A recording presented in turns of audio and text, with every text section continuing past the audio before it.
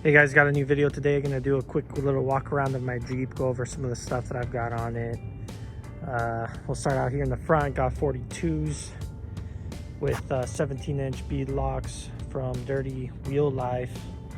I went ahead and I put the power tank quick release valve so that I can air down extremely quick, as well as air up extremely quick too.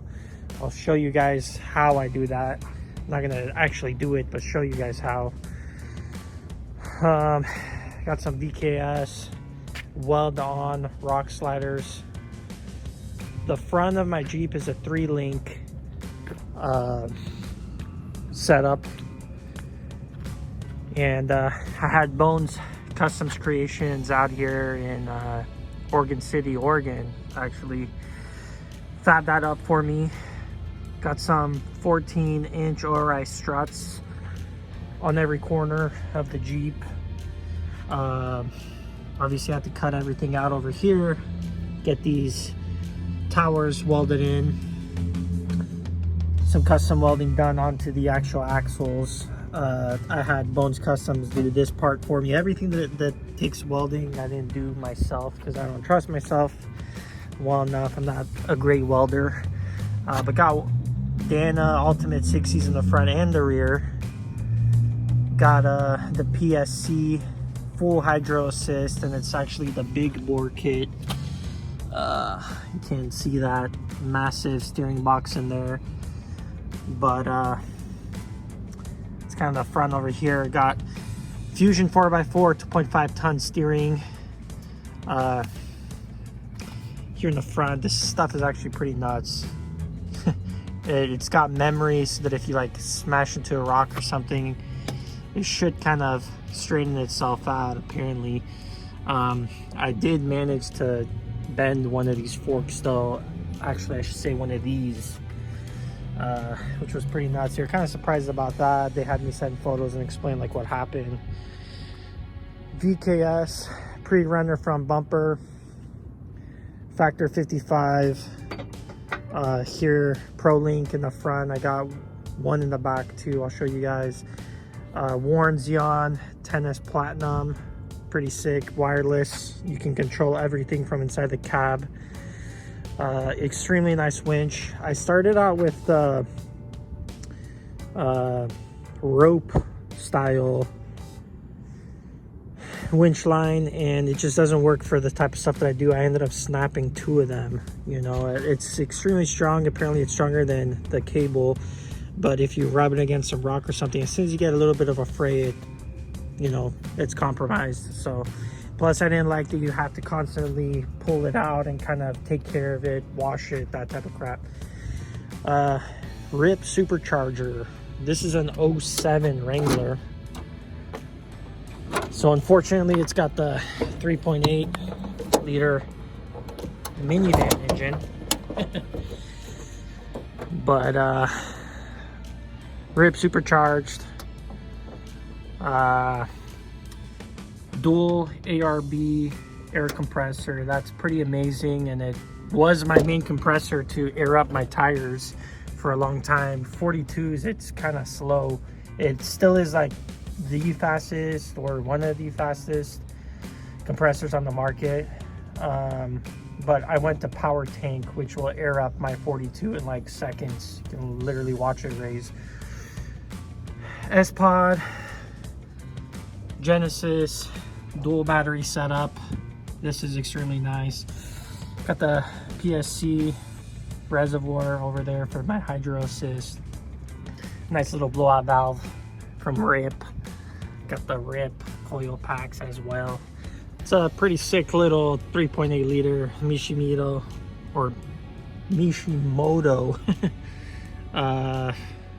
whatever radiator. Gets the job done for now. Everybody knows what the goal is under the hood here, but for now that's where we're at. So whatever, ORI struts, super nice. You get rid of the coil, the shock, the sway bar, everything is built into one. And I mean, I could basically on the fly raise this or lower it if I wanted to, change the rebound and all that great stuff. Super nice. Bone Customs 3 link, like I said before. Got the Adams drive shaft, 1450 drive shaft, I believe. 99%, it's been a minute, guys. Stronger yokes. I don't want to say what it is because I forget what it's called. Got an oil pan skid, whatever. Come here to the back. Sheesh, man. Clayton off-road long arm kit. It's actually a super nice kit for something that you can buy out of the box. This square tubing is a lot stronger down there on the bottom. I made the mistake and went with rough country at the start. Total big mistake to run those arms. I ended up snapping. It was a radius arm setup. I ended up snapping 3 radius arms. I think 2 on this side, 1 on that side. And I just got tired of sending it in for repairs and stuff. Here's the back, eyes in the back as well, of course. Actually cut into the tub to install these puppies. So you can imagine this thing flexes to the moon. 1 tons, custom rear drag link. Had Bones do that for me again. Welded the tubes on the front and the rear axle. I requested that they did that for me. They said it's not necessary, but I told them I wanted it done, so they did it. I relocated the evap canister over here where it's never gonna hit anything, any trail debris. Got a Rubicon Express fuel tank, I don't know, protection. Can't think of the word. Coming here to the back, rear mounted Xeon 10S Platinum. This is sick as heck. This is what I've always wanted to do. Warren actually sent me a second winch and I just had this winch forever. And I told him, I'm like, hey, I promise you I'll get it on the back of my Jeep. And here it is. All the custom fab work that I had done, I was like, man, I'm just gonna buy a rear bumper and throw my winch in. Of course, that was a mistake. I should have just had something custom fabbed up. But I mean, dude, it gets the job done. I've pulled myself out of positions and I've pulled other people out of positions, and I mean, bumper's holding up great. You can see here where it took a nice little shot. So, you know, it's not the strongest metal for a bumper. It's probably the cheapest part of my Jeep right there. It's like the part where I had it custom, whatever, customized a little bit, is a lot stronger than this, which is kind of funny. Forget the name of this tire carrier, but believe it or not, it works with my 42. I had to air it down to like 10 psi to make it work though. Probably grease that shit up a bit, eh? So here we are in the back. Just got whatever.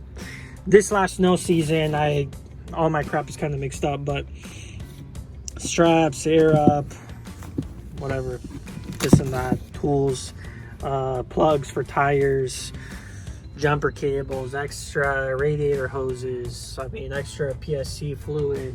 Here's my power tank. This is what I use to air up my tires. It freaking airs up your tires literally in seconds.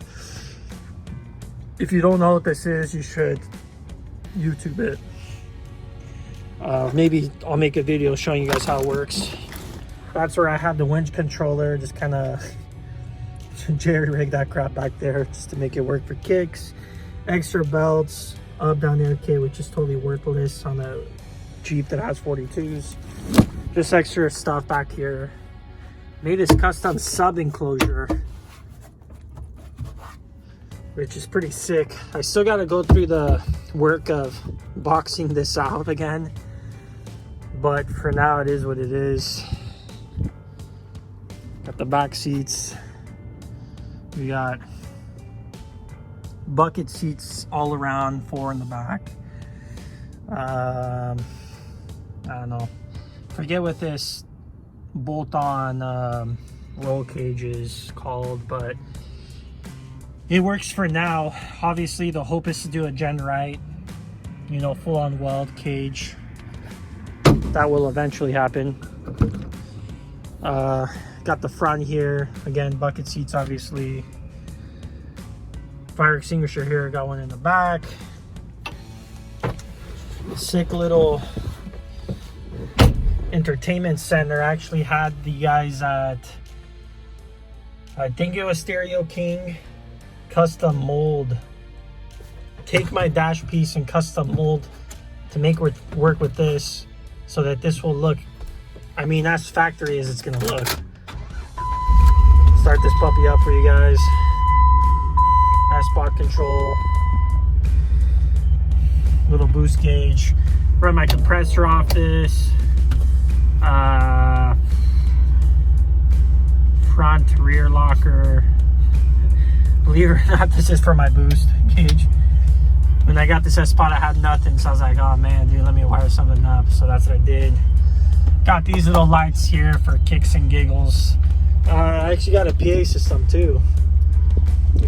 I can talk to people outside of the Jeep. If I'm playing music or something, I can click the radio button and play the music out there. It's kind of cool. CB, which I'm just gonna take out of my Jeep because it's pretty much worthless where I live. This is kind of cool. Got multiple camera settings. The camera's dirty right now, unfortunately, but pretty sick. So I mean, you could technically see everything in front of you if you want, but Apple CarPlay as well. Here's an example of one of my worn winch controllers. This one's for the rear because I left the plastic on, and I got one for the front. You can check the temperature on it, the load from the batteries. You could even wire up lights and control them from this if you really wanted to. So it's a pretty sick setup. Anyways, that's a quick little walk around of my Jeep. I don't know if I missed anything. Maybe I did, maybe I didn't. If there's something you guys want to see or know, drop it in the comments and I'll respond and let you guys know about it. But that's it, boys. And get out of here because it looks like Homeless Nation is on their way here.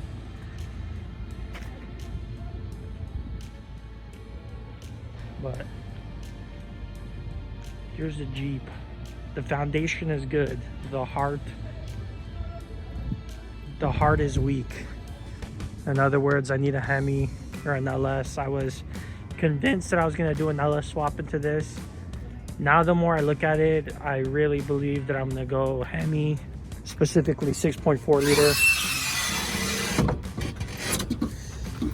I just have to convince myself to make the purchase.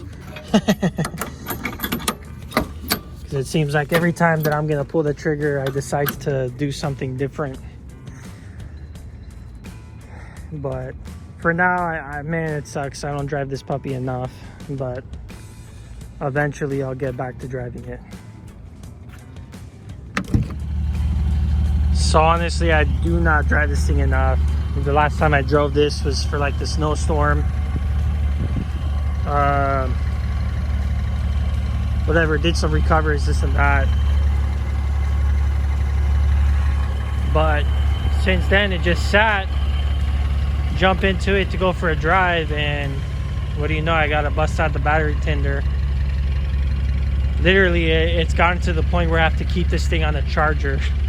That's how often I drive this thing, which is unfortunate, but I'm hoping with summer coming around the corner, I can have some more time off from the other projects that I have going on around the house and with family and stuff, and I can get out on the trail again. But we got something else that's going to be showing up pretty soon for the channel, and I'll make a video of that. But yeah, if you guys want to know anything about my Jeep, or have any questions, or there's something I didn't show that you guys wanted to see, just let me know and I'll let you guys know too. Anyways, see you guys on the next. Thanks for watching.